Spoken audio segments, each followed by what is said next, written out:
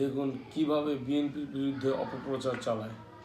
এর আগে তো আমাদের বলছে যে কারেন্ট দিবে বসায়া, আমার বাপের 3,000 টাকাটা জমি বেচছে আমরা খাম্বার লেগে টাকা দিছিলাম, এই খাম্বা ওই পাই নাই, সে বহুতল ভবন করতে দিব আমাদের।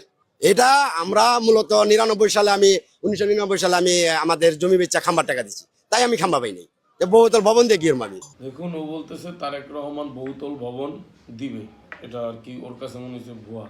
তারপর ও যে কথাটা বললো ও 3,000 টাকা দিছে খাম্বা, তারপর এখানে কারেন্ট পায় নাই।